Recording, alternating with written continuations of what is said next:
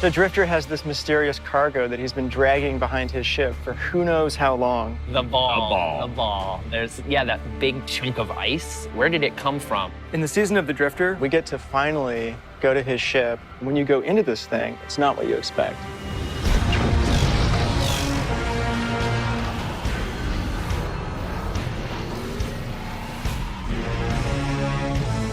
The Drifter has got some of the coolest lore in the game, and this entire release is focused on Drifter.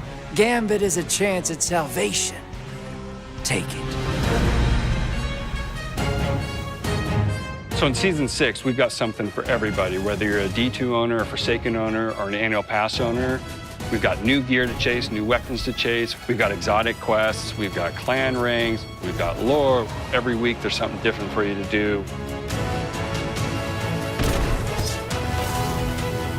Players want to play with their friends right now. They don't want to play 10 hours of something else just to be able to go play Season of the Drifter. So we came up with Power Surge bounties to get you up to 640 power within the first hour to 2 of your gameplay experience. Enough fooling around.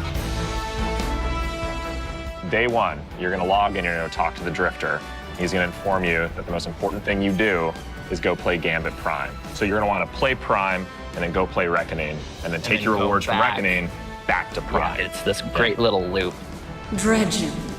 No, not anymore. It's Drifter now. Season of the Drifter, there's some super deep lore with Drifter and the Nine. They're working with him for some reason. When you're helping him, it may or may not be the right thing to do, but you just don't know. I know you all keep tabs on me. Drifter has finally moved shop. He's running a new scam now. He's got a new thing that he calls Gambit Prime. Gambit Prime is the sweatier version. Risks are higher, the reward is higher. If Gambit was training for a heist, Gambit Prime is the heist. On day one, it's going to feel a little closer to that Gambit you've been playing originally. And then all of a sudden, the mode is actually going to transform over time as players unlock perks. And it's just one round, so it's really focused into this one short, intense experience. A couple things have changed. A few very important elements that can swing matches too. First of all, players can actually drain motes from an enemy team. Additionally, there's new mechanics during the primeval phase that asks people to work as a group, almost like a raid, in order to actually DPS the boss and win. We got feedback from players. They wanted to play Gambit private matches like they can do in the Crucible. Just get into a fire team. Go in solo if you want to and like check it out. Run around the maps. Create tournaments.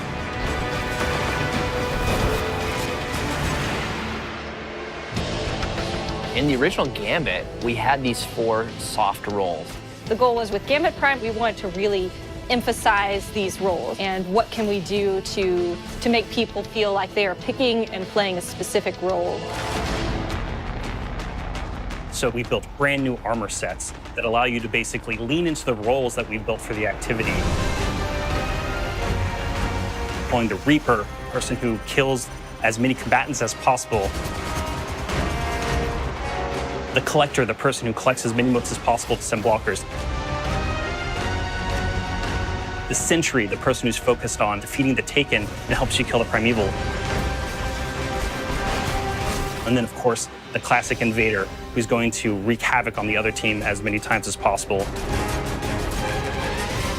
We don't actually know how people are going to play different roles, but it's going to be interesting to see how they concoct their teams and go in and play. Yeah. We actually have 2 new maps coming in the release. Mm-hmm. The Mars map is first week. Yeah. Titan is the second week. There's a new weapon suite for Gambit Prime, the Spare Rations hand cannon, the Soul Survivor sniper rifle, the Doomsday grenade launcher. We're really excited about these weapons because not only do they play really, really well, but they look amazing. They look like they were designed by this space biker rebel guy who's seen some serious shit. It's a big improvement over Black Armory.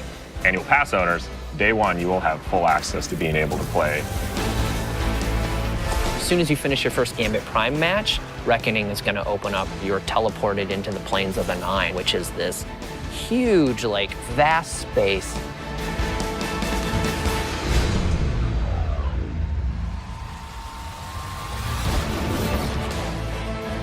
The Reckoning is a pinnacle PvE experience inside the Drifter's Ball, and it's pretty intense.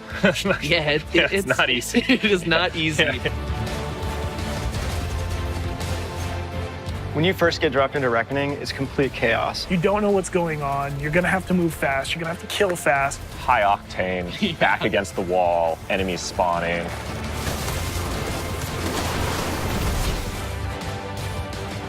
You're getting attacked from all directions. Think the Crota raid from D1. At first, you're only going to have access to Tier 1, and then Tier 2 and Tier 3 will slowly unlock. It gets more and more chaotic. And there's a Killing timer everything you counting can, down the whole timer time. counting down. So every week, as you play through Reckoning, you're going to come out with more and more pieces of armor for Gambit Prime. Every piece of armor has the Drifter's snake decal on all pieces, and the color of that decal corresponds to the role that you're playing. So if you're an invader set, you've got these glowing, like, red snakes covering your entire armor set. So when you see someone come over, you're gonna know. Or if you see someone Imagine in the ready room. If everyone is glowing and everyone has an aura, you should be expecting those top tier perks. You're gonna look across or look at your team and go, oh my Four God. invaders? Yeah, that's crazy. Like, you don't know what's gonna happen.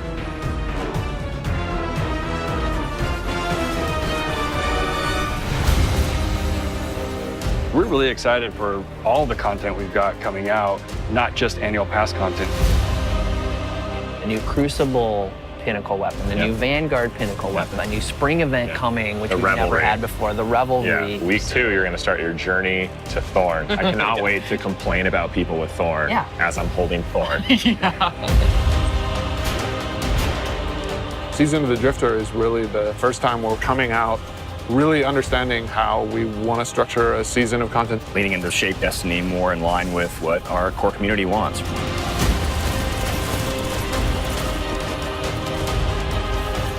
We're starting to figure out what the roadmap for a Bungie-controlled Destiny looks like.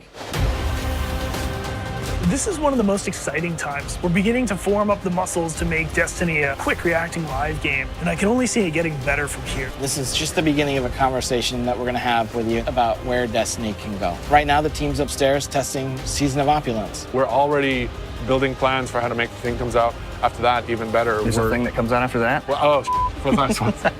Until then, go check out Gambit Prime.